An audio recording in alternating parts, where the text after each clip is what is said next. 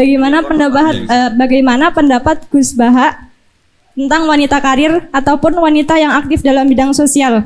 Terlebih wanita ini adalah seorang penghafal Al-Quran. Hukum-hukum sosial seperti itu tidak usah dijawab secara umum. Nanti kalau tak jawab boleh, kebetulan terjadi kecelakaan saya yang disalahkan.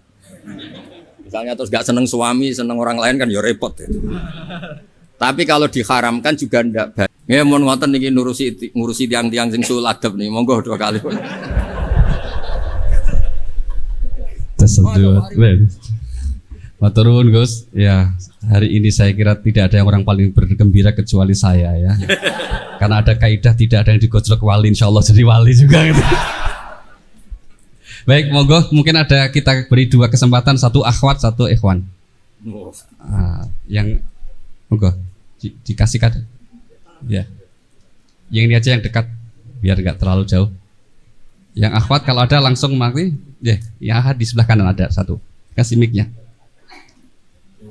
Disebutkan nama dari mana? Silahkan. Ya. Bismillahirrahmanirrahim. Assalamualaikum warahmatullahi taala wabarakatuh. Waalaikumsalam warahmatullahi wabarakatuh. Terima kasih kepada pimpinan yang telah memberikan kesempatan kepada saya bertanya kepada jenengan Gus. Perkenalkan, nama saya Khalid Farah. Gak ini. Gak maksudnya yakin gak bisa jawab. Apa mumpung ada saya? Grogi dia, grogi. Ayo saya. Perkenalkan, nama saya Khalid Farah, mahasiswa dari PT IKI Jakarta dan alumni Al Anwar Sarang Rembang. Satu sanad. Al Anwar 2. Karena jenengan terkenal dengan logika yang luar biasa, jadi poin saya, apa bantahan Anda, semoga Allah menjaga jenengan, amin, terhadap orang yang berdalil dengan ayat ini, fanafahna fihi mir ruhina, maka kami tiupkan ke dalam rahimnya sebagian dari roh kami, bahwa Isa itu adalah anak Allah, maha tinggi Allah terhadap apa yang dikatakan orang-orang zalim. Kami berharap jenengan berkenan memberikan penjelasan tentang hal tersebut. Terima kasih, syukron. Gak pakai alternatif dulu. Ya, yang kedua dari akhwat silahkan. Ya, monggo dikasihkan mic-nya biar sekaligus.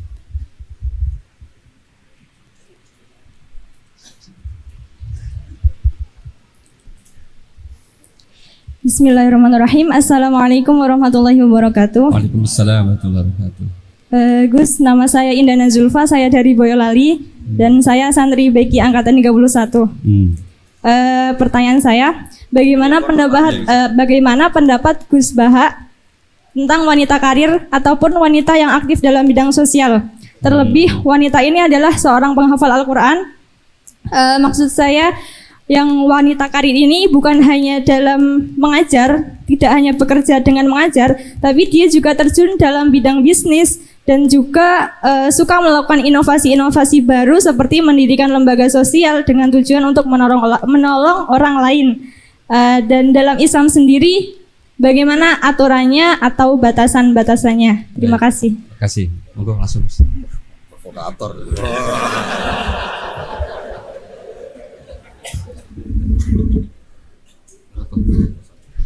Itu sebetulnya nggak perlu dijawab ya, karena memang itu sudah jelas. Ini yang depan-depan kan banyak penghafal Quran. Jadi kata roh itu diulang beberapa kali. Dan itu tidak hanya tentang Isa. Ya, tidak hanya tentang Isa. Misalnya ada ayat wa kadzalika auhayna ilaika ruham min amrina. Dan dulu di era ulama dulu juga pernah ada seorang pendeta yang ya dengan tanda kutip yang mengganggu karena terus tanya seorang kiai, saya menemukan bukti bahwa di Quran itu ada pengakuan kalau Isa itu ruhullah wa kalimatuh. Terus baca ayat yang Anda baca tadi. Terus kenapa yang kau akui hanya Isa? Kalau kata itu juga pernah dipakai Allah untuk Nabi Adam. Nabi Adam juga diistilahkan wa nafakhtu fihi mir ruhi. Anda hafal Quran enggak? Kalau enggak berarti enggak keren kayak saya. Maksud saya bilang santri Anwar kan se-alma mater. Lah, adu kerennya di poin. Kalau Anda hafal Quran pasti kayak saya tahu kalau kata roh itu penggunaannya tidak hanya tentang Isa. Dan itu sudah lebih dari cukup itu dan bikin Anda tobat ingin ngapalkan nanti. Ya kan jelas kan? Ya Pak Sarkasi ya, kan ada wa kadzalika auhayna ilaika ruham min amrina. Tentang Nabi Adam misalnya Pak wa nafakhtu fihi birruhi. Jelas ya? Ya. Terus kedua pakai teori ulumul Quran. Teori ulumul Quran itu begini.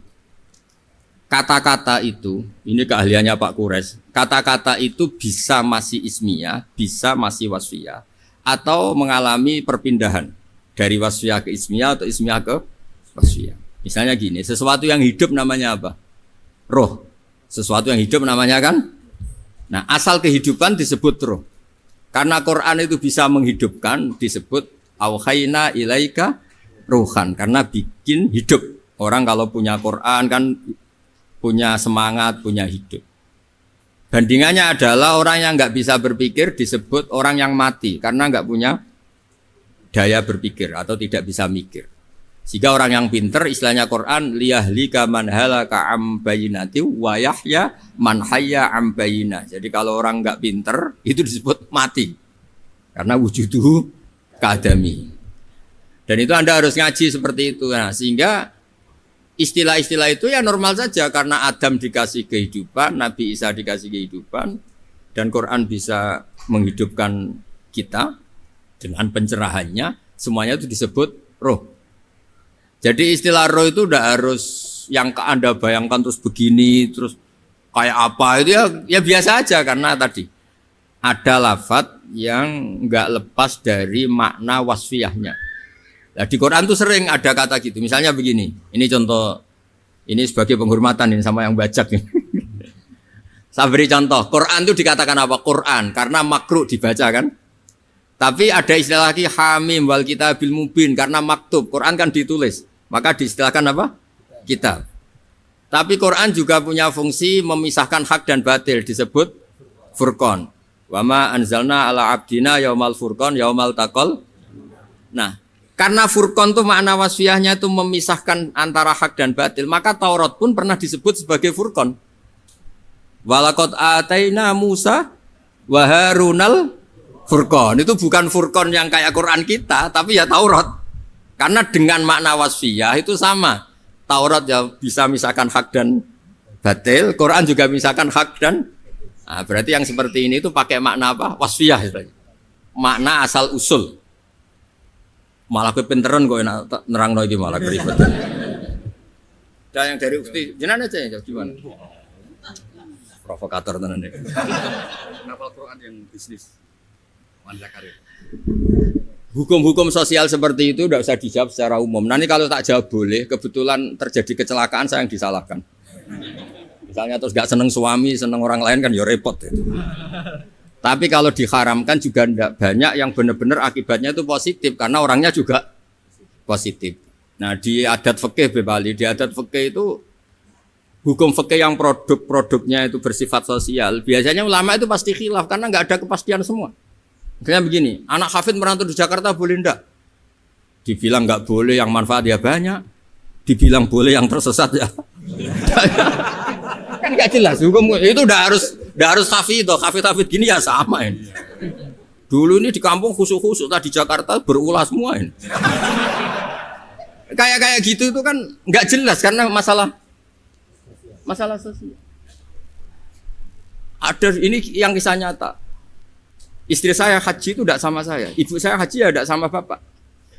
Tak tanya, kata orang-orang tanya, Gus umumnya istri haji sama suami. Terus ada yang cerita. Bener Gus, bener jenengan nak haji tidak usah sama suami istri. Kenapa? Mekah itu gak tempat bertarung. Biasanya suami istri itu bertarung. Mekah itu gak tempat konflik. Biasanya kalau suami istri itu kan tukang konflik. Saya punya teman keluarga keraton itu haji sama istrinya, Prof. Kebetulan ada istri baik bikinkan teh pagi-pagi bikinkan teh suaminya. Istri itu loh baik, suaminya dibikinkan teh. Jawabnya istrinya yang satu, gimana? Mau tukeran? Padahal muji aja. Jadi perkara itu. Lah kalau ini yang cerita guyonan tapi fakta. Habis tawaf suaminya nangis. Kenapa Pak nangis? Orang sebanyak itu kok cantik semua kecuali kamu. Karena lihat orang Pakistan, Turki, Uzbek gitu. Gantian istrinya tawaf. Habis itu nangis. Kenapa kau nangis? Semuanya ganteng kecuali kamu. Artinya gini, kalau haji sama suami istri akibatnya begini, masa kamu masih bilang sunat gitu? Jadi di bab sosial tuh gak jelas apa? Pernah ada cerita Sayyidah Khadijah, perempuan saudagar, perempuan kaya, sukses. Bahkan ada cerita perempuan yang luar biasa. Suaminya tuh gak bener sama sekali. Asia, punya suami gak bener, dia tetap jadi orang baik. Ada yang suaminya orang baik, tetap dia gak karu-karuan, istrinya Nabi Nuh. Itu bukti kalau masalah sosial itu tidak usah dibakukan. Nah, jadi kalau ditanya orang, Gus saya ini perempuan cantik, saya anaknya orang nggak punya, saya harus kerja di mana? Saya mesti fatwanya tunggal. Kalau bisa di pabrik atau tempat terbuka, karena pantangannya perempuan itu layak luar narojulun bimroatin. Kalau kamu cantik, usahakan jangan pembantu rumah tangga. Pokoknya usahakan yang di tempat terbuka, karena itu panduannya Islam. Kalau kita punya anak cantik, nyun sewu, kendaraan umum kayak bis tentu lebih aman timbang yang privat. Itu kalau boleh memilih, ini kan cerita fikih. Tapi kalau pakai individu kan tidak ada yang bisa jamin semua kan. Jadi fikih-fikih sosial itu biasanya ulama tidak punya baku ya. Pokoknya saya jawab saya. Ya kalau mau orang baik dan punya akibat baik ya baik. Kalau orang baik ya karena bisa apa kita di depan hukum sosial. Karena ya itu tadi kita punya contoh Fir'aun itu kayak apa? Berduanya Fir'aun kayak apa? Punya istri legendaris namanya siapa? Asia. Nabi Nuh kayak apa? Punya istri seperti itu. Jadi misteri kan enggak? Artinya kalau kamu mendewa-dewakan kalau suaminya baik pasti ya enggak juga lingkungannya baik. Lingkungannya Fir'aun kurang apanya? Kurang kelirunya. Sekeliru-kelirunya tapi tetap. Nah terus yang terakhir ini saya saran. Kamu ngadepi zaman modern itu harus baca Quran. Quran itu di antara yang dipaparkan mimbaini farsi wa damil labanan khalison sa'iqal lisyaribin. Jadi Allah itu bisa mengelola sapi itu kan makanannya rumput.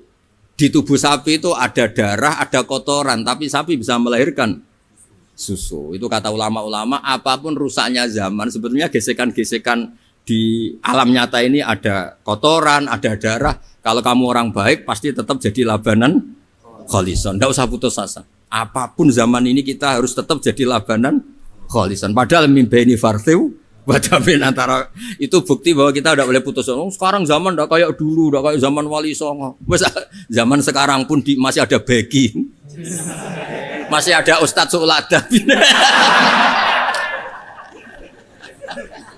Wong yang buka pertanyaan dia kok yang suruh jawab saya. Itu pakai fikih apa agak bisa itu enggak bisa. Itu bisanya benar kalau saya ampuni, kalau enggak. Tapi karena saya ini kiai baik kan nurut sama Allah wal afina. Ya, wassalamualaikum warahmatullahi wabarakatuh.